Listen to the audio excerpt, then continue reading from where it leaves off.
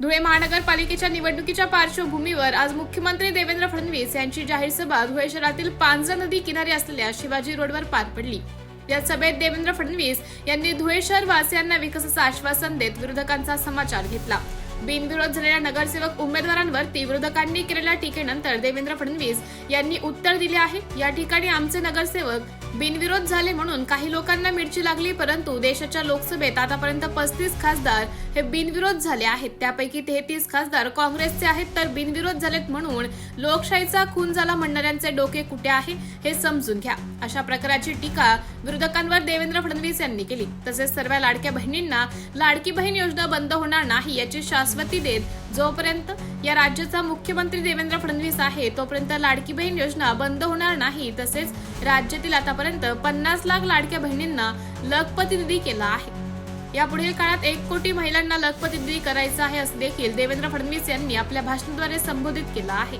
मुख्यमंत्री देवेंद्र फडणवीस यांच्या उपस्थितीत झालेल्या कमळ विजय सभेसाठी राज्याचे जलसंपदा मंत्री गिरीश महाजन तसेच मंत्री जयकुमार रावल, आमदार काशीराम पावरा, आमदार अनुप अग्रवाल, आमदार राम बदाणे, माजी खासदार सुभाष भामरे, माजी आमदार कुणाल पाटील यांच्यासह भारतीय जनता पक्षाचे पदाधिकारी व कार्यकर्ते मोठ्या संख्येने उपस्थित होते। एमटीव्ही न्यूज साठी जिल्हा प्रतिनिधी माहेश्वरी शिसोदे, धुळे। हिम्मत जर कोणामध्ये असेल तर ती मोदीजींच्या नेतृत्वात भारतीय जनता पार्टीमध्ये आहे, हे आपण ठिकठिकाणी दाखवून दिलेलं आहे।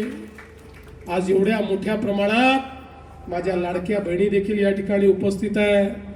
जेव्हा एवढा मोठा विजय आम्हाला मिळाला आणि महाराष्ट्रामध्ये 137 जागा एकट्या भाजपला आल्या, काही लोक म्हणायला लागले आता भाजपवाल्यांना एवढ्या जागा मिळाल्या, यांना कोणाची आवश्यकता नाही, हे आता सगळ्यात पहिलं काम काय करतील तर लाडकी बहीण योजना बंद करतील।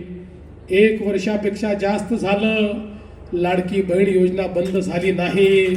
आणि माझ्या बहिणींनो, जोपर्यंत तुमचा देवाभाऊ मुख्यमंत्री आहे लाडकी बहीण योजना कोणीच बंद करू शकत नाही। पण जयकुमार भाऊ, अनुप भैया, केवळ आता माझ्या लाडक्या बहिणींना लाडकी बहीण ठेवण्यात मला इंटरेस्ट नाही। आता मोदीजींनी सांगितलंय लाडक्या बहिणींना लखपती दीदी करायचं आहे। महाराष्ट्रामध्ये 50 लाख लाडक्या बहिणी लखपती दीदी झाल्या। आता पुढच्या 4 महिन्यामध्ये अजून 50 लाख होणार। 1 कोटी बहिणी मी या ठिकाणी लखपती दीदी करतोय। हा आकडा थांबणार नाहीये। पण मी